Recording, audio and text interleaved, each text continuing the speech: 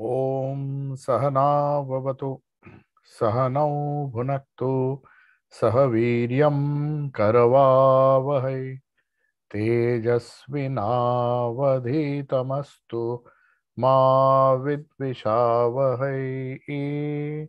Om Shanti Shanti Shanti.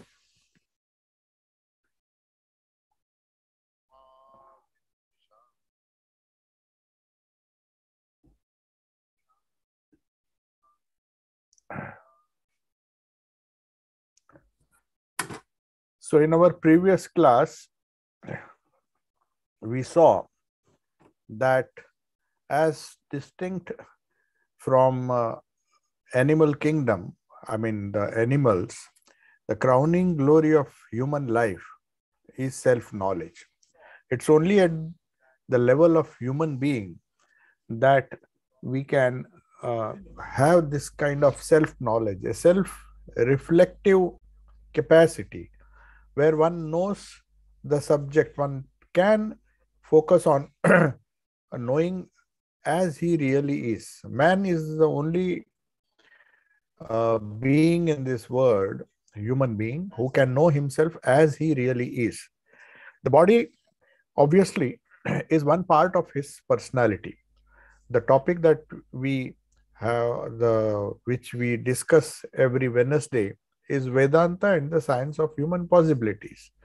So, the science of human possibilities means that we have multi-layered personalities. It's not that our personality is made of the body or the mind or the psyche alone. There are so many aspects, so many aspects of our personality, and an in-depth study of all the possibilities which are uh, possible in our life.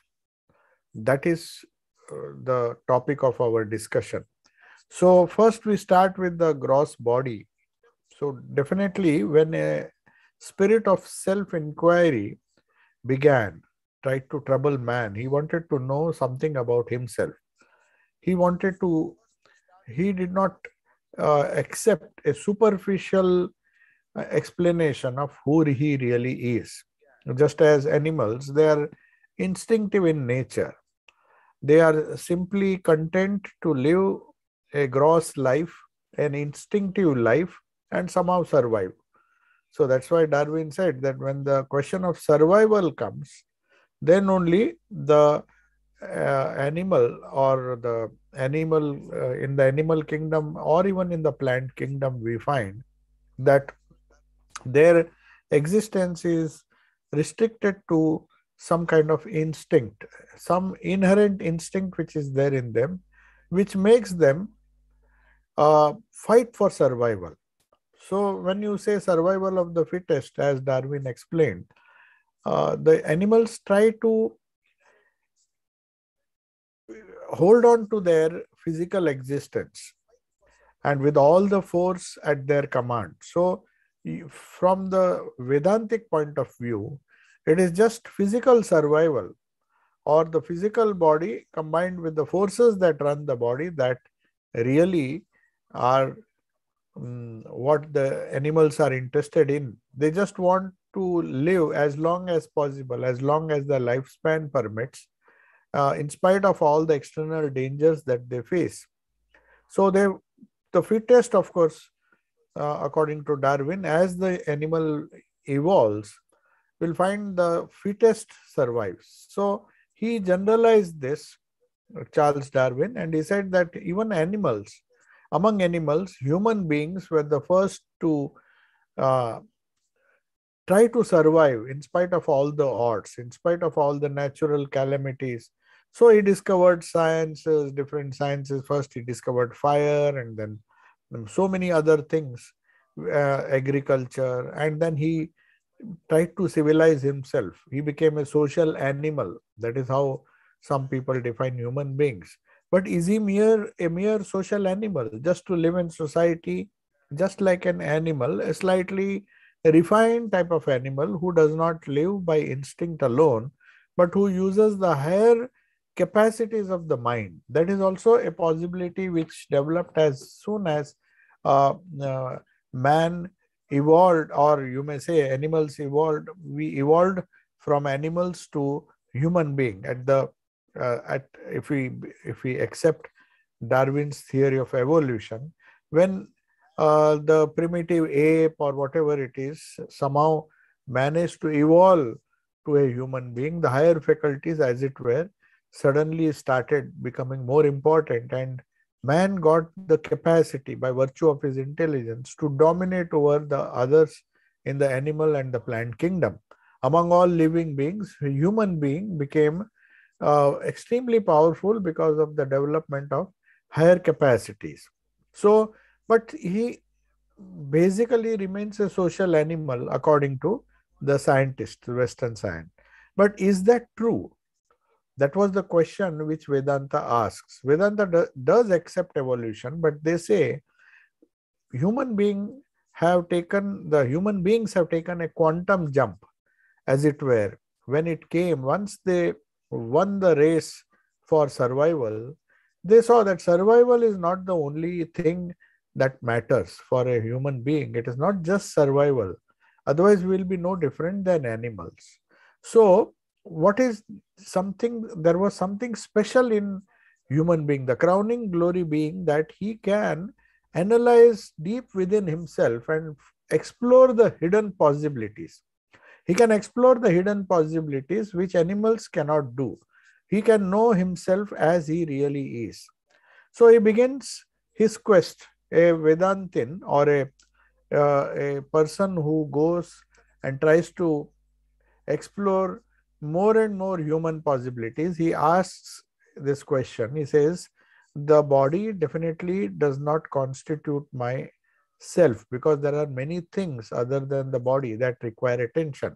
What is that? So we came to the idea of pranamaya kosha. We'll discuss all these different levels of human personalities as we come to those topics. But in a general way, he found that it's not the living forces, the forces that keep a human being alive, uh, that prana, the pranamaya kosha, which keeps a human being alive. All the five pranas, the heart that beats, the digestion that takes place, the blood that circulates, and the nervous energy that flows through the spinal cord. These are all manifestations of some vital force which is known as prana. Prana is nothing but some kind of vital force which animates the human being, the physical body, which is known as Annamaya Kosha. So Annamaya Kosha and Pranamaya Kosha, at the level of the physical body and the vital forces that manage to keep that physical body alive, these two things we share with animals. So in that case, in the idea that man is a social animal is valid up to this point.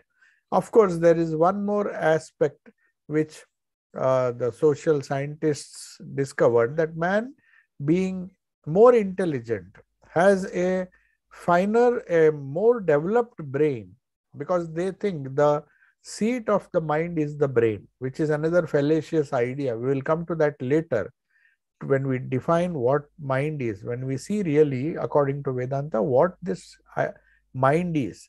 Is it just as in animals, is it just some kind of nervous energy manifesting itself as thoughts?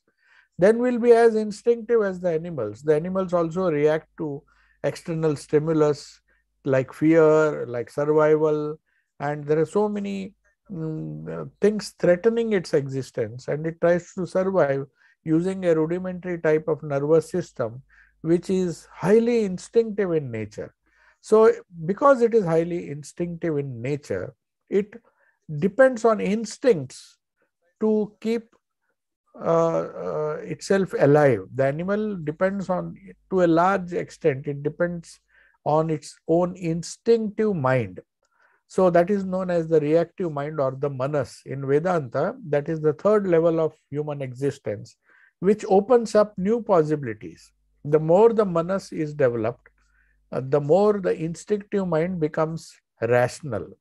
So that reasoning capacity through which the mind is trained to perform certain skills which enable its survival in in a very hostile environment surrounding it.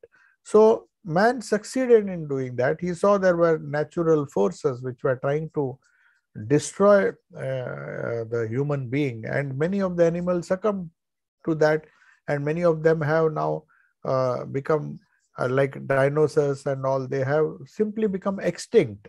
They are no longer alive because they failed to develop in such a way that they could survive in spite of all the natural forces which were trying to terminate its existence. So many of the species have disappeared because they did not survive.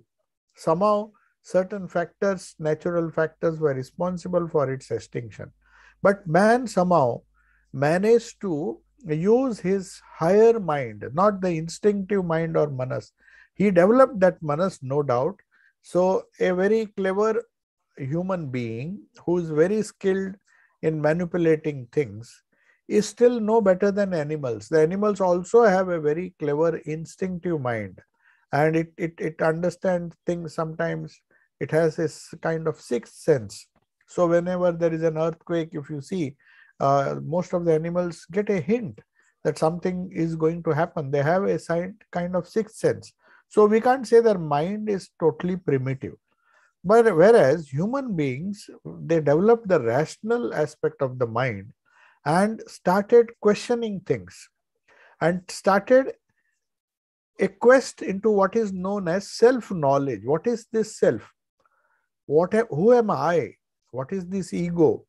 So this quest began when the fourth level or the fourth level of possibility was used, and that is known as Vijnanamaya Kosha, slightly higher than the Manomaya Kosha. The skilled mind, no matter how skilled a mind is, unless he has this capacity for self-reflection, for self-knowledge, till then he is not using his Vijnanamaya Kosha. He has not come to that level. It may be there in a very primitive form, the Vijnanamaya Kosha and the Anandamaya Kosha, that is the fifth level, the 5-layered structure of human personality.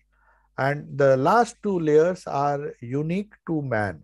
No doubt there are some animals who have those, who have the Vijnanamaya Kosha and the Anandamaya Kosha, because they also survive. They also have their own idea of how the instinct should be used, the instinctive knowledge that they get, the instinctive perceptions that they get through their sense organs, how they are to be processed. So they have a kind, definitely they have these 2 levels, but they are not fully developed. The Vijnanamaya Kosha and the Anandamaya Kosha, which man has the advantage of developing it and even transcending it. Then what happens when you transcend? So first we start with the inquiry, a very simple inquiry that which we have to start with is that the body does not constitute our real self. Then what else is the self? Is it the prana, the life force? The life force plus the body, a living body, is not the self.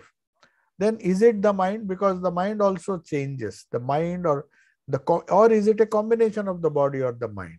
So then we find the real self, the very basis of his ego, is perhaps the best approximation that we can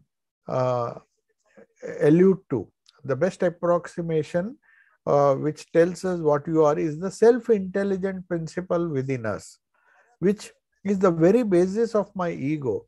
Something that tells me that I am something bigger than what I think I am.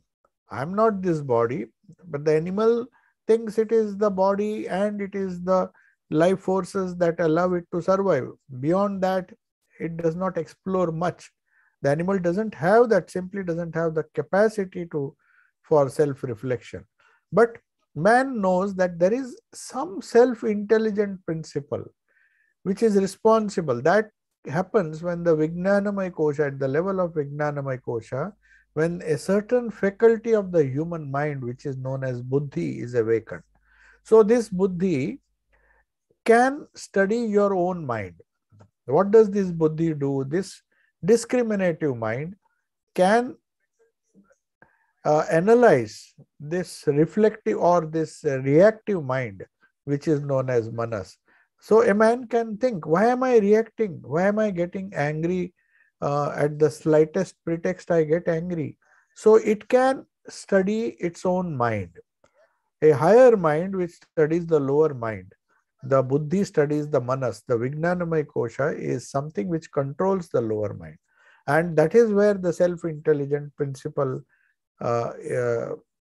is we come to the self-intelligent principle, because it illumines everything. It illumines a reactive mind and tells that this kind of reactive mind is not good. You cannot be a higher mind tells you that if you are so instinctive in your life, then you are going to make so many enemies, just as dogs bark when they enter each other's territory. A human being will definitely not do that. He is much more cultured, and he knows that if I give way to instinct, as some human beings, of course, they do. They quarrel like cats and dogs, as the English proverb goes. People quarrel like, cats and dogs. Why? Because their instinctive mind has overpowered their discriminatory mind, or the Vijnanamaya Kosha. The buddhi or the wisdom is missing from such a person. So he is totally instinctive by nature. He reacts in a very, instinctive way with people around him and with society in general. So when he does that, people consider that person to be a brute. He is not any better than any animal. But when the higher mind takes precedence, it takes charge of the whole situation and tells the lower mind, the reactive mind, that don't react. Just wait for some time and don't react like, don't get angry, don't get upset, don't get so reactive or emotionally active for silly things. Don't go on quarreling with people. So that is the role of the self-intelligent principle, which tells you what to do, what not to do. And that is how you tame the mind, you control the mind. So there is something beyond a self-conscious principle which watches the mind. So the mind thus falls into the category of an object. Just as we have body, we can objectify. We say this is my body. So there is something which recognizes this body, which recognizes the vital forces, which also recognizes the reactive mind, how it reacts. So our different sense organs, the organs of perception, the eyes, the nose, the ears, the tongue, and the skin, we get so many perceptions. And it is a higher mind which analyzes all those perceptions and categorizes them and then reacts in a particular way or stops the reaction. So that is done only by a higher mind. If you leave our organs to the mercy of the lower mind, the reactive mind, then we'll be no better than animals. We'll be reacting in a very, very crude way, in a very instinctive way, and we will not even be considered to be a cultured human being. So something that watches the reactive mind is known as buddhi, the self-intelligent principle. And that shows that even the mind, even the lower mind, the reactive mind, is an object, just like the body and the sense organs and the life forces. So they can also, the mind also can be subjectively, objectively studied. That is what yoga is all about. The whole yoga is an objective a study of the mind, a subjective, it is a subjective study, but it is the subject which deals with the object, which is the mind, our own mind. When you say yoga chitta vritti nirodha, you know that there are these vrittis. You observe these vrittis, these thought processes that are going on in our mind. And when you observe them, then you know how to control it. You have to study them. That is the whole science of yoga. What yoga does is it objectifies your reactive mind and takes the position of the buddhi. So as soon as the higher mind or the reflective mind, or you may say the discriminative mind, is developed by the practice of yoga, by constant practice of yoga, what actually happens is you analyze the mind, you control the vrittis, and then say, go to the root of the matter, find why these vrittis are occurring, and creating such a havoc, and asking and creating so much of a problem. So all our problems are because our minds are influencing our body and the prana and our organs in such a way that there is tremendous reaction from the society or the environment around us. When that happens, the higher mind tries to tame the lower mind. That is exactly the goal of yoga. Yoga says, don't allow these vrittis to dominate you. Don't allow this lower mind or the instinctive mind to dance like a monkey and make you restless. This restlessness has to be controlled by the practice of yoga. So Vedanta says, don't identify. The mind should not be identified with the subject, that is I. There is something deeper. The self is something deeper than the mind. The mind is just an object. As we deal with our eyes, our ears, and our sense organs, our body, our life forces, similarly, you have to also deal with the oscillations or the vibrations of the mind. So mind is also a finer object. So we have to objectify the mind. So the mind falls in the category of an object. It should not be identified with the subject. So when you say my mind is happy, my mind is unhappy, that doesn't mean I am happy or I am unhappy. But if you identify with your own mind that the mind is the subject, then you say when the mind is unhappy, you feel that I am unhappy. So you have to disassociate the subject from the mind. And that is when that happens, that intelligence, self-intelligent principle is the essence of the knower, the one who knows that I have such a body, a strong body or a weak body. I have I have a pranamaya kosha which has life forces which are either balanced or creating havoc and resulting in bad health.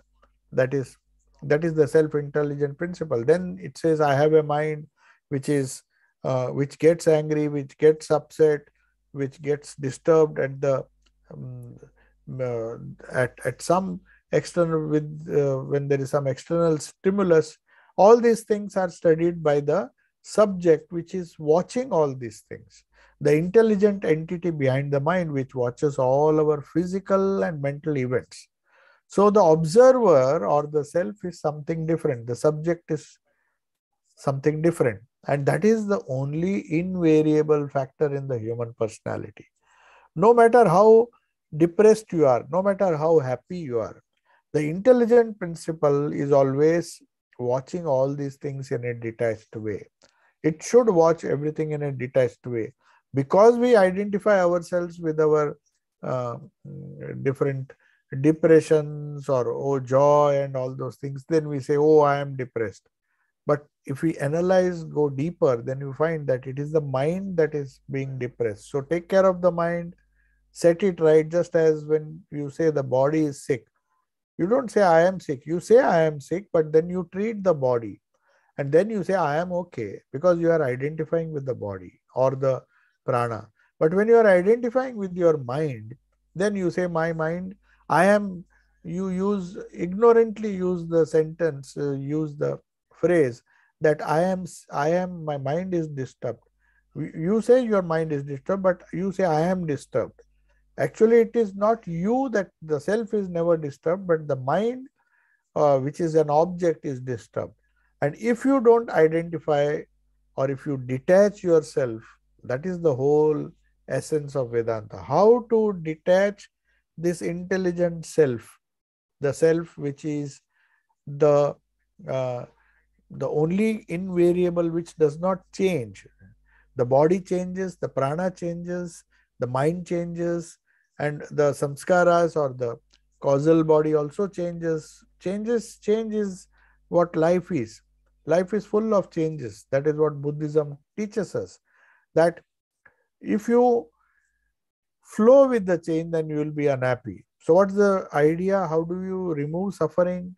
So Buddhism gave a wonderful idea that just be aware. Hold on to that awareness, which sees the changes that take place in the mind, the changes that uh, take place in the body. It is just an observer. And when you identify with that observer and that incessant changefulness of the body, of the mind, if it is observed by something which is not unchanging, the witness self, which is known as Sakshi, the witness self, who is always a witness. It witnesses the bad health of the body, the good health of the body, the different forces. It observes the different states of the mind. It is unchanging. It witnesses all the change. Had that self changed, then it could not be the witness. So we would have to find out if there is another entity which is not changing. So all the change that we see is upon something which does not change. So what is that? That is the real self of man. The real witness, the ultimate knower, or must therefore be changeless. So that is why it is given so many adjectives. Achala, that which does not change. So infinite existence, infinite knowledge or infinite awareness which does not change. Whatever changes is part of our lower self. Whatever changes, whatever a beautiful name is given, Prakriti. Prakriti means that which changes, that which converts, that which transforms different things in various permutations and combinations of the gunas. That is what Prakriti does. But because there is a changeless Purusha or the changeless Atman or the changeless Brahman behind this Prakriti, it can see everything, it can see the change, it can address the change, it can solve the problem of change. So the self of man, finally Vedanta comes to the conclusion, is immutable.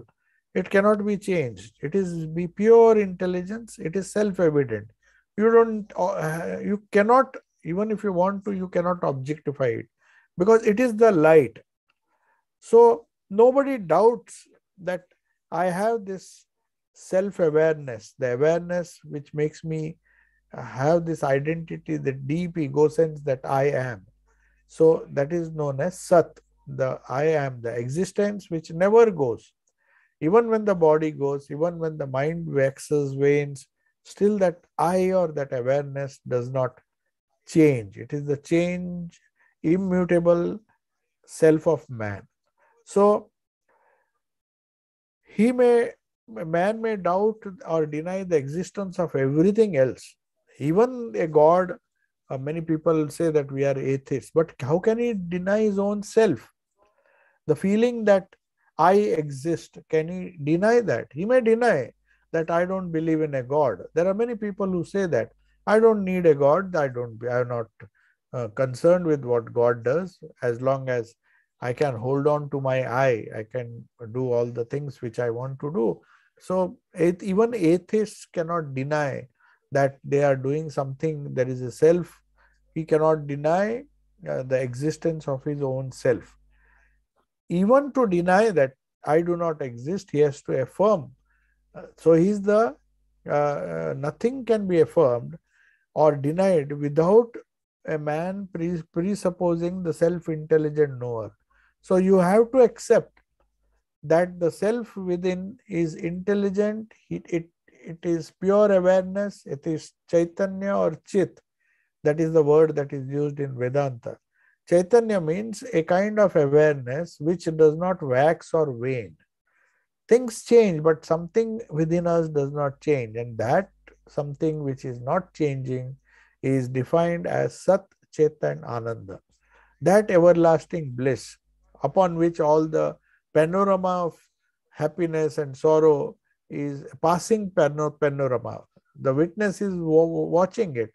The mind becomes happy at one time, and it becomes unhappy after a few moments. The body is healthy but right now, but after a few moments it becomes sick. So these changes take place, transformations take place in the body, mind, and even the intelligence. The intelligence waxes and wanes. The skill waxes and wanes in the human mind. The mind also becomes peaceful, sometimes it becomes restless. So you see that panorama of changes which are taking place are seen by the self-intelligent knower. So the self must be the first thing that is absolutely real, which cannot be denied. Even by atheist cannot deny his own self. So the existence or non-existence of anything, whether something is temporary or permanent, depends on the reality of this self. It is therefore self-existence. It is known as self-existent reality. There is nothing needed to prove it because it is not objective, it is subjective. That self-existing Atman or Brahman or the self, it existed even before this body originated. The body was born maybe 50 years ago or 80 years ago. But before that also the self of that person was there, and it will continue to exist. That is how rebirth is explained. When the body drops, the mind which was clinging to that body, that drops, but the self witness doesn't change. It's a logical conclusion which Vedanta arrived at, that how can the self die? The awareness which never got affected by the changes in the body, changes in the mind, how can it simply vanish? Because that is the basis of all the change. So Purusha, the self-existing Purusha or Brahman or Atman, these are the wonderful words which have been used. It cannot be defined except as the best possible definition. David Bentley Hart wrote a beautiful book. He says existence, consciousness, and bliss. He was a theologian. He found that the best idea of God or the best idea of the self, the truth or the reality which we try to explore in the universe can be summed up in these three words. Sat, pure existence. Something within us tells us that we will continue to exist. We are eternal existence. Infinite Satchidananda. Chit means the pure awareness. That awareness never waxes or wanes. It sheds the light on the changing phenomena of the world. So Sat, Chit and Ananda, a kind of bliss. It's not exactly happiness or joy. It is a kind of bliss. For want of better word, it is known as bliss. It is something which a man has. When everything becomes steady, calm, there is a unspoken peace behind it. A man gets wonderful peace. Suddenly, even the most troubled of persons, the most restless of persons, when he goes to a calm place where there is total silence, there's not much movement, not much change, he feels a strange kind of peace.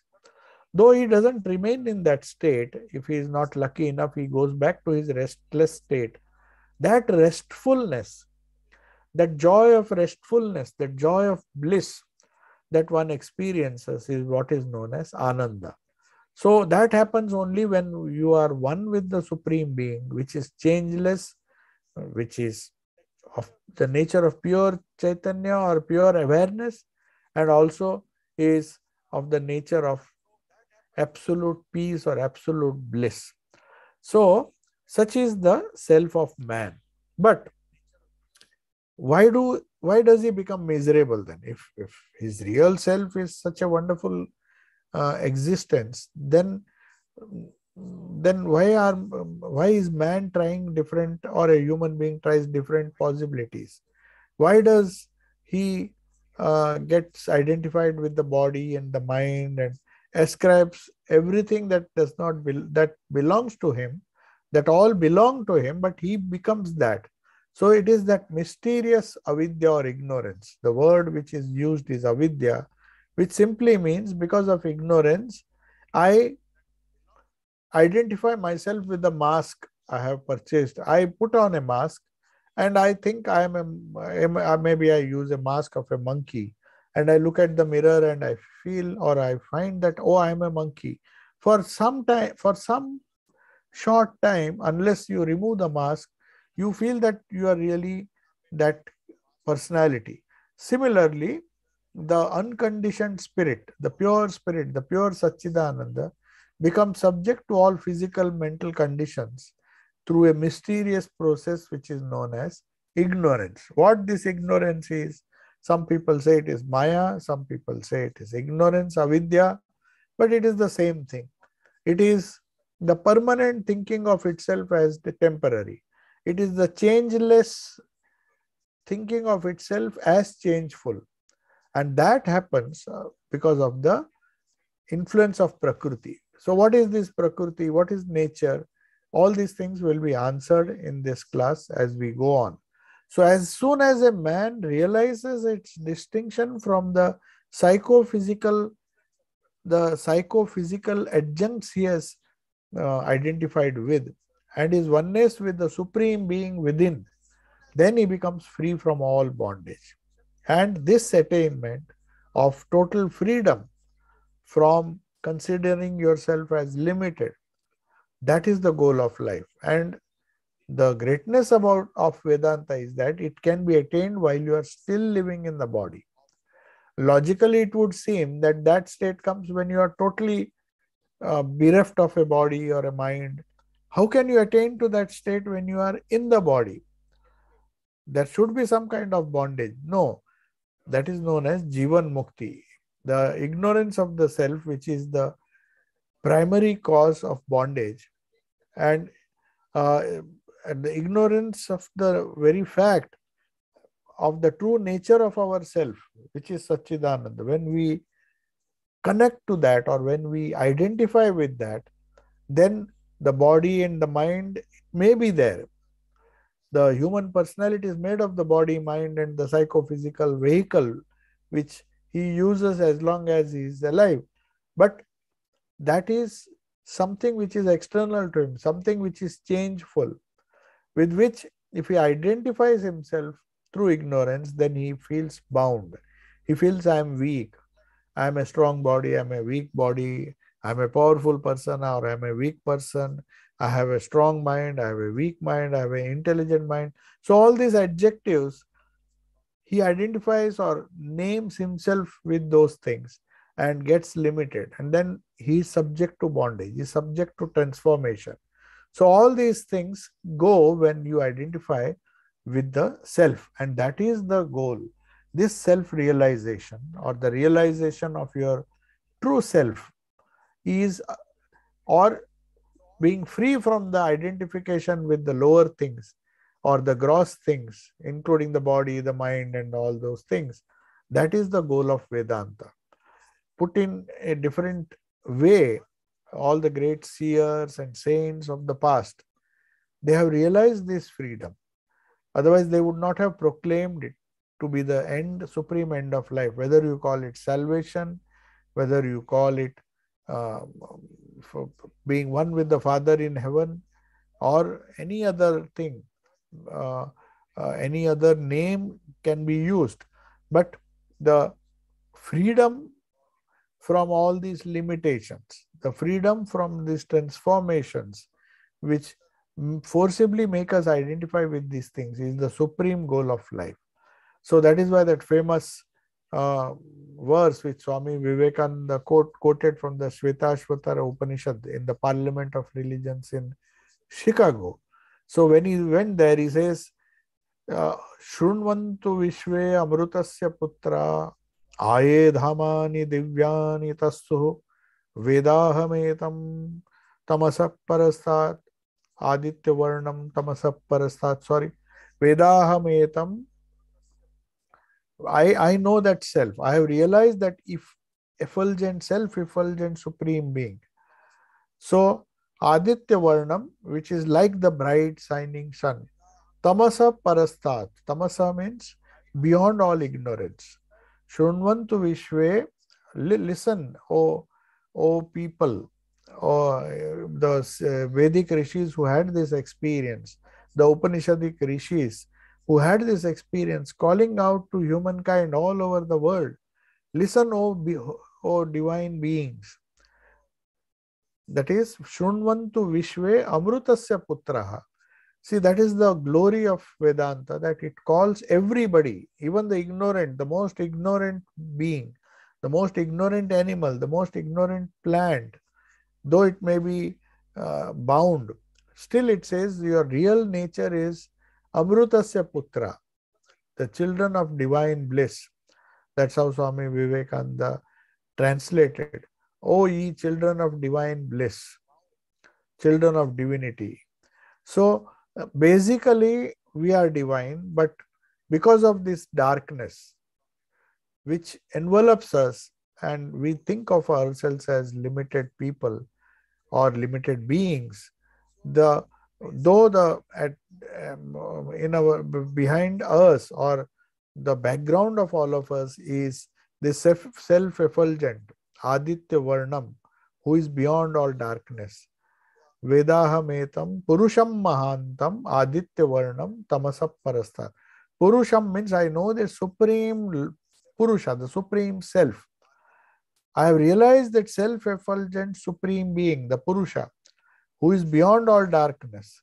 By knowing him alone, one overcomes mortality.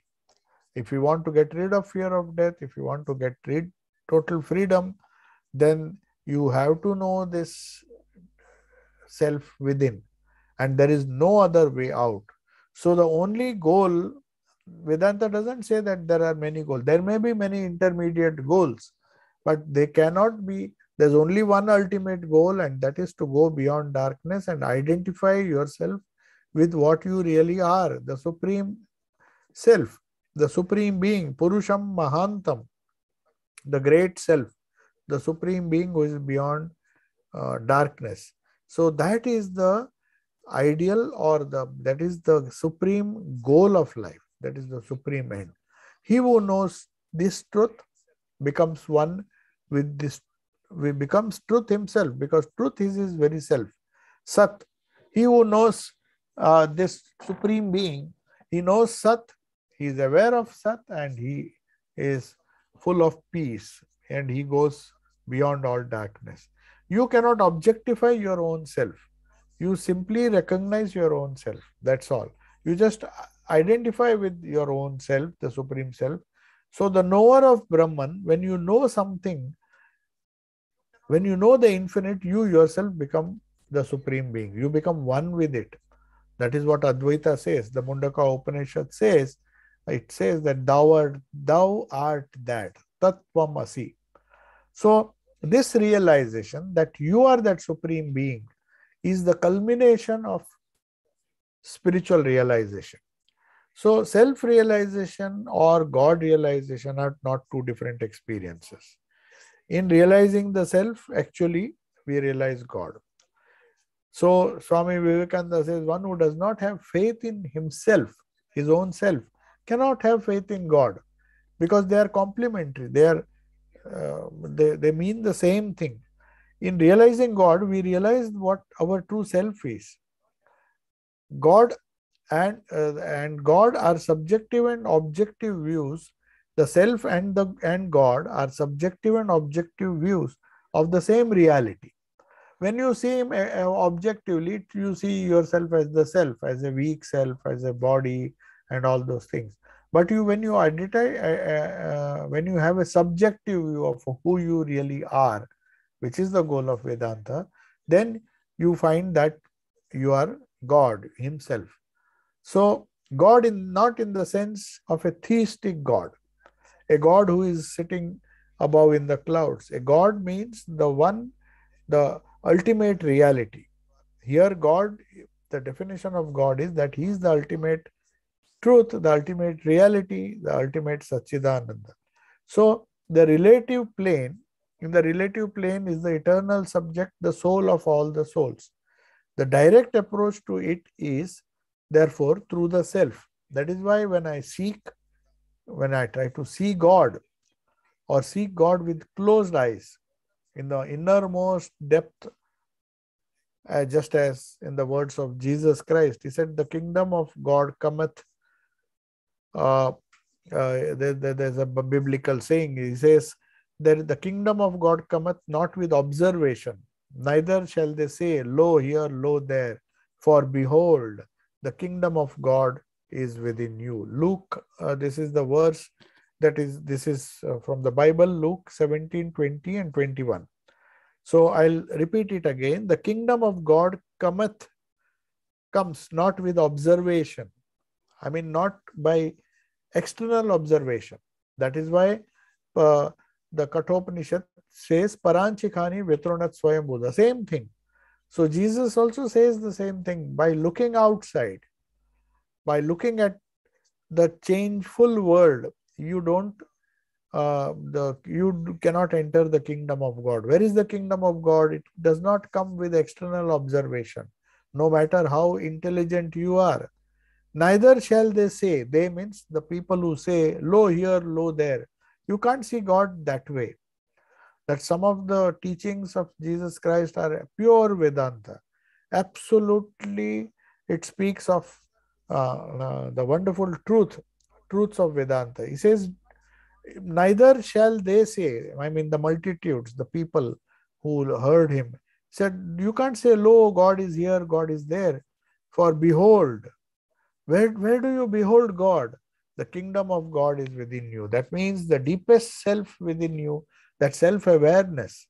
So Jesus Christ also confirms the teachings of the Vedanta, which says that the kingdom of God is within you. The kingdom of God does not come through observation. So that's why he famously said, you cannot have God and mammon at the same time. You can't have the external world and at the same time realize the self within. You have to first realize the self within, then the external world automatically falls off.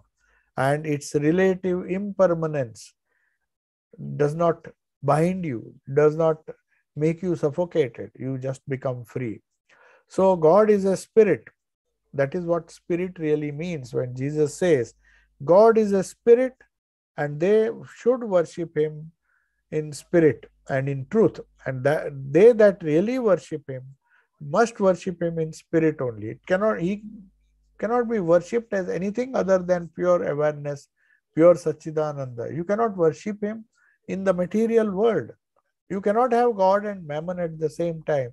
Means that is John, this is from the Gospel according to John, that God is a spirit and they that worship him must worship him in spirit and in truth.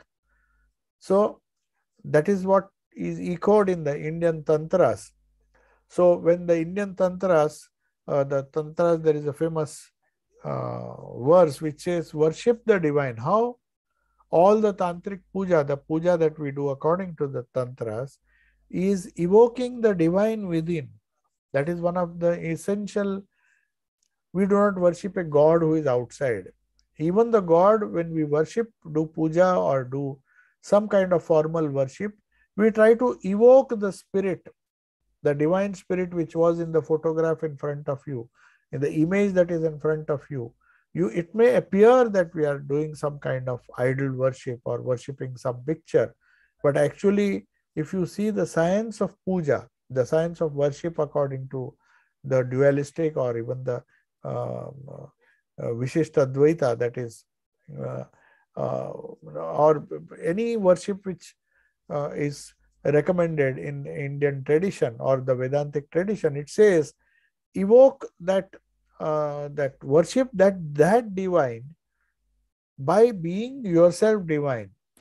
The kingdom of God is within you. He is not outside. Don't worship the God outside. The God whom you worship outside is the same God. He is the core of your existence. So that is how Vedanta says that even formal worship, even idol worship, even the worship that we do, and they are in perfect agreement with the teachings of Jesus as explained by Saint Luke and by Saint John. When they say the kingdom of God does not come through any external observation, Neither they shall say, lo here, lo there, for behold, the kingdom of God is within you. And then he says, God is a spirit, pure Satchidananda, and they that worship him. Those who worship him must worship him in spirit and in truth, as Sat. And finally, we come to the Hindu tantras, which say worship the divine by being divine yourself. By evoking the divine spirit within only, we can realize this divine. So, to come to a conclusion today, we see that in different traditions, the ideas, the Vedantic ideas, the scriptural truths, the eternal principles of life, the eternal possibilities of a human being are the same, whether you follow Christianity, whether you find any other religion. The core principles, the essential principles, the reality, the concept of reality, or the idea of reality that you find in different scriptures, different books, if you study it deeply, they all come to the same conclusion. The Chinese sage, there's a Chinese sage Lao, who in the 6th century, he told something very significant. He said, without going outside one's door, one understands. See, they use different types of symbology, or different types of examples are given to convey the same truth.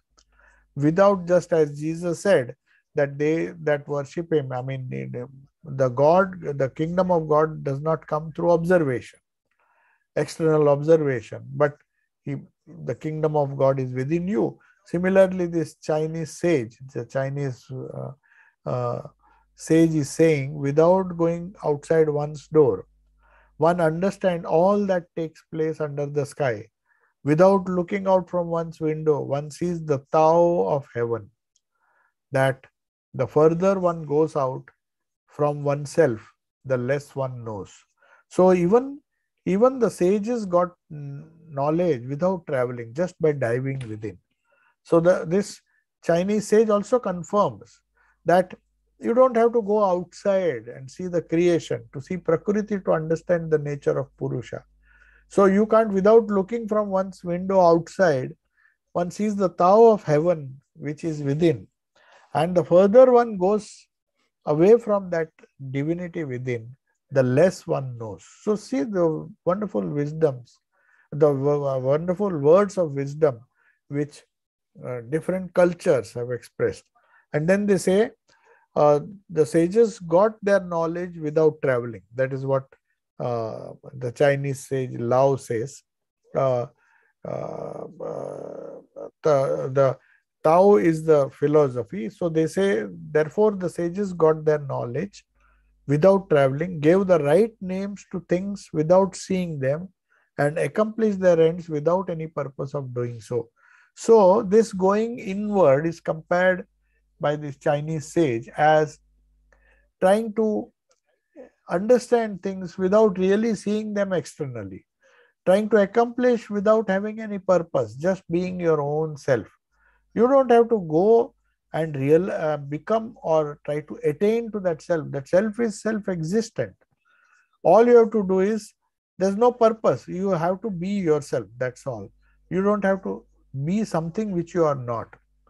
So as we discussed in Swami Vivekananda's life, all our energy, Sister Nivedita says, and I'll conclude with this, all our energy, you see how much of energy we spend in trying to prove what we are not.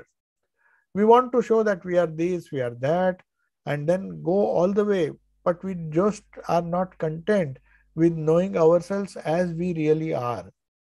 So much of energy is expended in going outward and trying to show to the world that I am this, I am that, and that stupid ego makes us do all this running around. And after all, one day you collapse and die. Then what happens to all those attainments? What happens to all the external attainments, external wealth, external power, position? Everything ends with death. So just a meditation on death, the meditation on the temporary nature of this external world.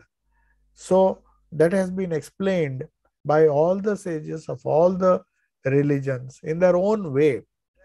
The Chinese sage has explained in his own way. The Shvetashvatar Upanishad explains it in its own way. Jesus explains it in the Bible in his own way. So you find that all come to the same conclusion that truth is spirit and should be realized, or realized, or one has to become one with the self which is within.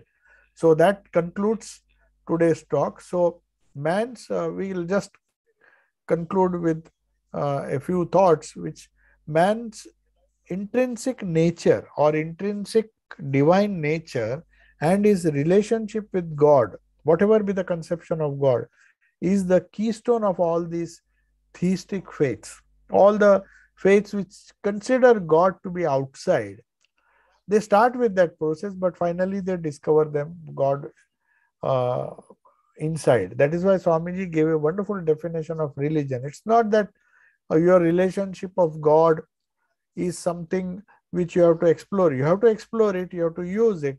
But finally, what do you realize? Swami Vivekananda says it is the manifestation of the reality or the divinity, the Godhood, which is already in man. The kingdom of God is already there within you. You have to discover it. You have to manifest it. That's all. The human soul is essentially pure, perfect, and it's not just a matter of supersensuous experience. You don't have to have some vision to understand that. But it is the basic principle of the process of evolution. So Vedanta has a wonderful theory of evolution which says that if a human being can evolve into such a divine personality, Swamiji also mentioned that as a Buddha or a Christ, if I can evolve, if any human being can evolve and become a Buddha or a Christ or a Vedic Rishi, it necessarily follows that Buddhahood, that Christhood, that Rishihood was inherent in that man. It was somewhere which he just explored and brought it out. It was the kingdom of heaven was not discovered outside. It was discovered within you. It was within all the evolution of a Buddha or a Christ. Christ discovered it. That's why he became one with it. Buddha discovered that. He attained nirvana. So if according to the theory of evolution, an amoeba, a small amoeba has progressed towards perfection, changing into many other beings, and then finally becoming the ape, and then finally become the man. Then even Charles Darwin's theory of evolution says that if an amoeba is progressing and ultimately becomes a perfect human being, then that perfection must be latent. It must be somewhere hidden. Otherwise, how will it manifest? It must be latent, potential, hidden in that small amoeba. Just as there is a small seed, when it grows, it becomes a big banyan tree. So where was that banyan tree? It was involved in that. So that is how Swami Vivekananda comes with a wonderful theory of evolution, which he says evolution is nothing but evolution presupposes involution. That Buddha was there in that amoeba, that Christ was there in the amoeba. Slowly it evolved, it became a human being, and that human being further, when he went on evolving, he became a Buddha or a Christ. That's why Buddha said, I have attained nirvana, I have reached the state of Buddha, and every one of you can reach that state of Buddha. It's not my exclusive privilege that I became Buddha. I reached that state. If you go follow the right principles and go within, you'll discover the same thing which I discovered. You'll get the same nirvana, the same mokti, the same moksha as I got. So that is the essence of Vedanta. So next time we will discuss further. So let us see if there are some questions. If there is somebody.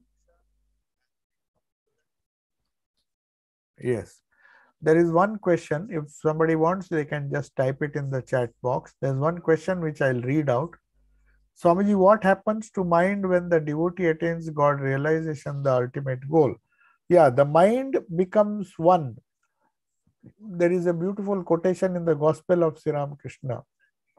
which says, Shuddha Man, Shuddha Buddhi, Shuddha Atma Ek. What does Sri Ramakrishna mean? He says that when the mind becomes purified, it merges with the buddhi. When the buddhi becomes purified, the combined mind and buddhi, which are merged into each other, they merge in the supreme self. Just as Prakriti or nature, before it started manifesting, it was one with Brahman. And just as we talk of these black holes and certain creation, cyclic nature of creation, from uh, the Big Bang, the whole universe comes and then collapses into a black hole where all matter, everything seems to vanish, but they are in potential form. So the cyclic theory of evolution says the mind finally merges into the Lord or God, or after God realization, it becomes one with Brahman, and the same mind, in cycles, it comes out, it manifests, it comes out as amoeba, then it migrates, it becomes, it evolves to plants and animals. If we accept the theory of evolution, finally you come to the human being and then he becomes divine. So that is why the cycle goes on, humanity to divinity, divinity to humanity, and back. Okay. So yes, now there is a question. Oh yes, what happens with Jivan Muktas? Now there are two very interesting questions. So I'll begin answering the first one. What happens with Jivan Muktas? How did they achieve that state? Is it purely by following Guru's instruction? They also live in the world after attaining knowledge. Then what happens to their concentrated force afterwards? So it's a very good question. So now let us find out what this Jivan Mukta is. It's a very big answer, but I'll try to make it as brief as possible. Jivan Muktas means how they attain it. First let us define what Jivan Mukta is. We found from our discussion today that freedom of identifying yourself with God or with your own self. Now, when you follow Guru's instruction, what does Guru instruct you to do? He says that you do not know the nature of this Sat, Chit and Ananda. You just have heard. You have read the scriptures. Now imagine that Sachidananda takes the form of your Ishta, a God whom we love, whom we revere, whom we like. So you begin with a very, very object which is apparently gross. It's not gross when you worship a photograph of Krishna or Rama or anybody. It appears that it is just a picture, but you are asked to start with that. It says start with that. There is no problem. That is what is meant by following the Guru's instructions. So the Guru gives instruction, says, now imagine. It is just a question of imagine. We have to start with imagination. That imagine that reality or that Satchidananda which you will realize ultimately and which will make you a Jivan Mukta. That Satchidananda is now, has for your sake come down certain levels. Yes, that is why we call it Avatara. Avatara means one who comes down, because he knows we are at a lower level. He has to raise us and take us to that Jivan Mukta level. So we take the God whom we adore, whom we worship, whose life we study. So the whole essence of the teaching of the Guru when he gives the mantra is, you repeat this mantra, it will take you, it will make you a Jivan Mukta. How? By meditating on something, on your Ishta, who is nothing but Brahman.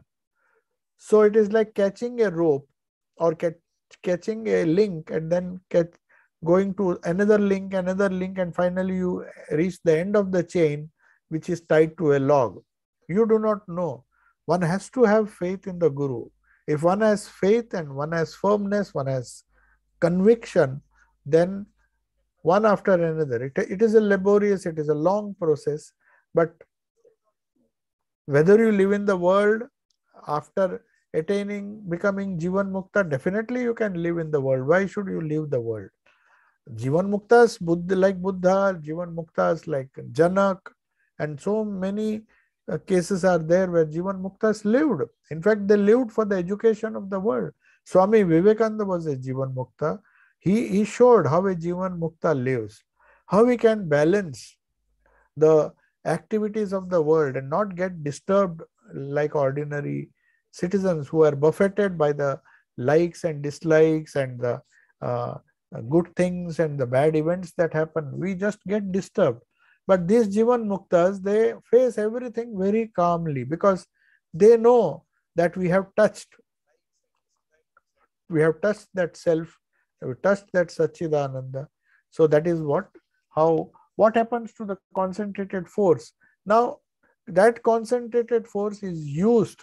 It's a very, very good question. The question, whoever has asked this question, uh, the concentrated force that these Jivan Muktas generate by their own exemplary life, once they become Jivan Mukta, till the momentum of the body lasts, till the momentum of the mind lasts, they go on doing good. They are in a hurry. Swami Vivekananda was in a hurry to liberate as many people as possible.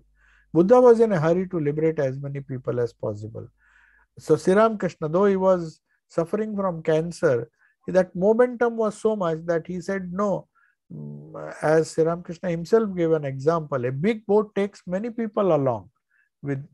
Uh, so that is what happens to the force. That force becomes an instrument to take many along with it to Jivan Mukti. So one Jivan Mukti can do a wonderful job by taking many along with him. Others can inspire you to go. We can be inspired by those who are aspiring to become Jivan Muktas. We can run after them, but they can't take us. They can just lead the way. So that happens when we, as sadhakas, we look how other sadhakas are doing japa, how they are marching ahead. That gives us the inspiration that we should also do something. We should also go. But once they become Jivan Muktas, or once we become Jivan Muktas, our force, we will be in a position to take many along with us. That is what the Ishta does. That is what Avtaras do. And that is what Avtaras, through a chain of succession of gurus, inspire the succession of disciples to do. Those who take it up, the gain is theirs. Those who don't take it seriously, they lose. That's all. Neither Sri Ramakrishna nor his chain of disciples, which come down, which teach the same truth again and again, uh, they, they, they don't lose anything because they have already known what truth is, what this Jivan Mukti is, and they are marching. Even if they have not reached, though those who are lower in the succession, they would have, but they know that following this chain, we will reach the state of Jivan Mukti. Now, those who hitch their wagon, as it were, to this, to their guru or to their teacher or to this tradition, somehow you get into the train, then you will sooner or later you'll reach the goal. So that force, that concentrated force, will take all of us to the extent the guru can. He can take this, the guru or the guru and the guru's guru, this whole chain which is pulled by the incarnation. The incarnation is the force. It's not the guru who gets, he gets the force from his guru gets the force. That is how this chain of succession is explained.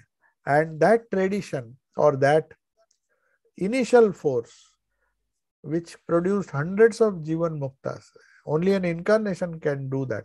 It can pull many boats which are attached to it. A big steamer, as Sri Ramakrishna said, can take many animals, many plants, and a lot of human beings, and maybe some boats can be tied to it. It can pull so many things.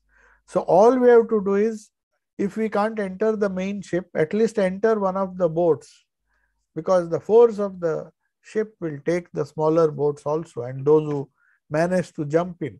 So it is our lookout should be to catch hold of any boat that is attached to this great uh, steamer and then reach the goal. Yeah. So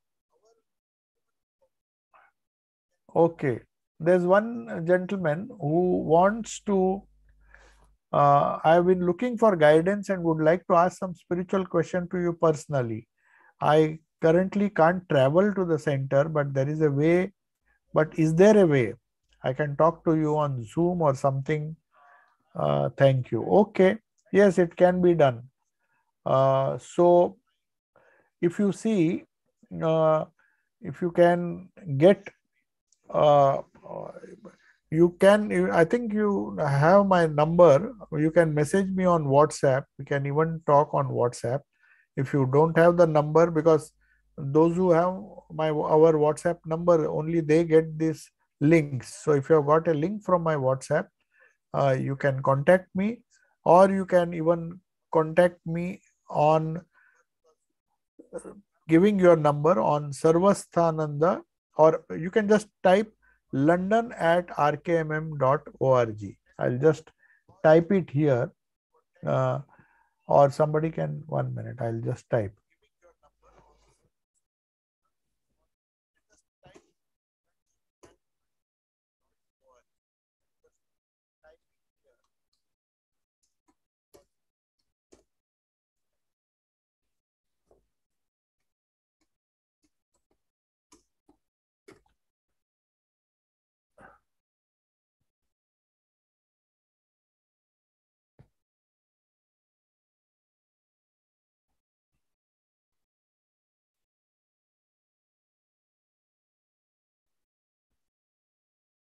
Yeah, this is my number. So you can send it there. Send, you please note down the number. You can just message me so that we can talk over phone, or maybe on Zoom, if possible, whenever I am free. Yes. So I'll take your leave now.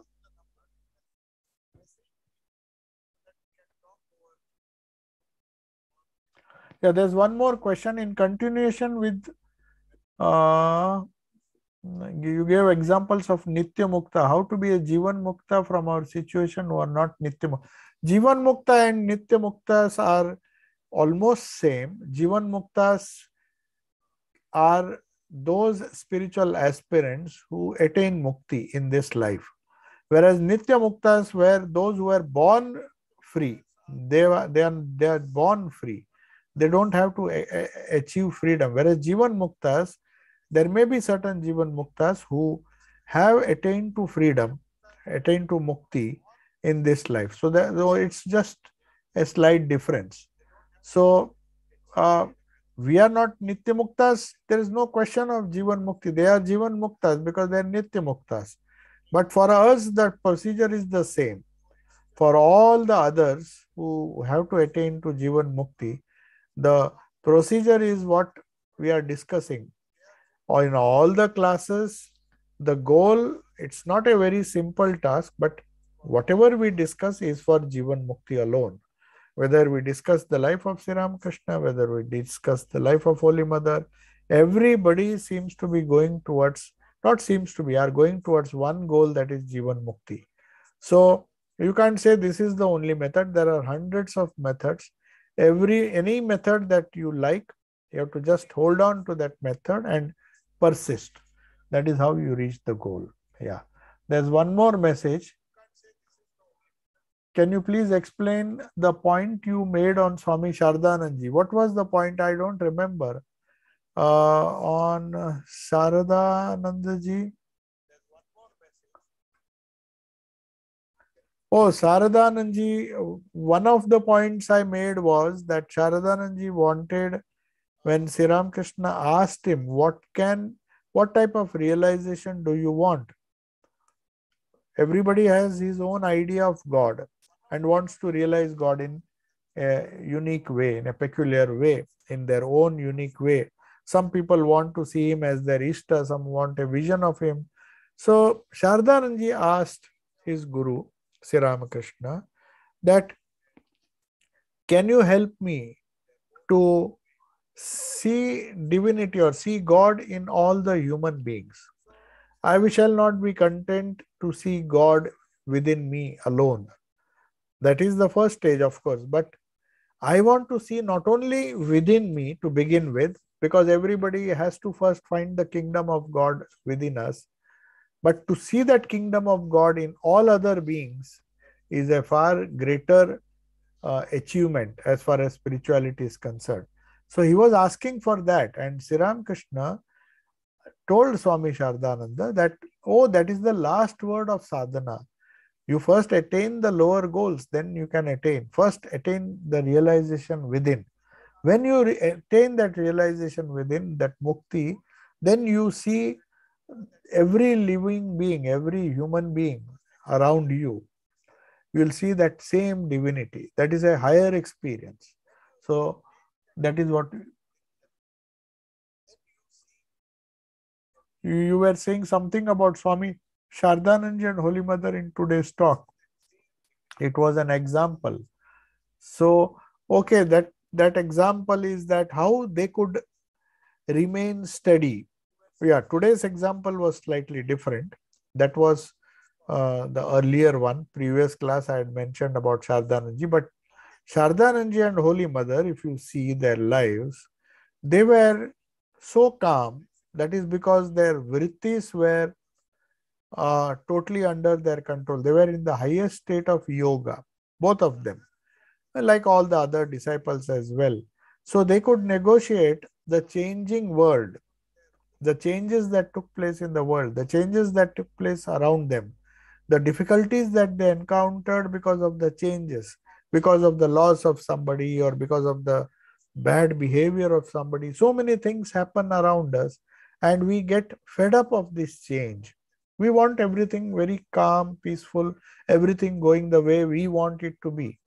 So the greatness of these Swami Shardanand and Holy Mother is they never wanted things to go this way or that way. That is the culmination of our sadhana. When we have that attitude, that we take whatever comes without strong likes or dislikes, just accept things as they are and progress in your sadhana. That is what they did and that is what they showed.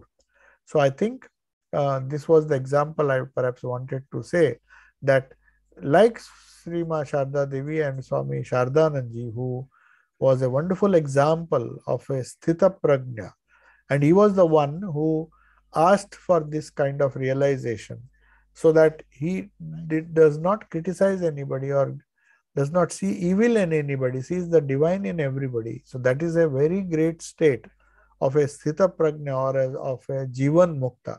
So that is what he asked. So I'll take your leave now. Om Shanti Shanti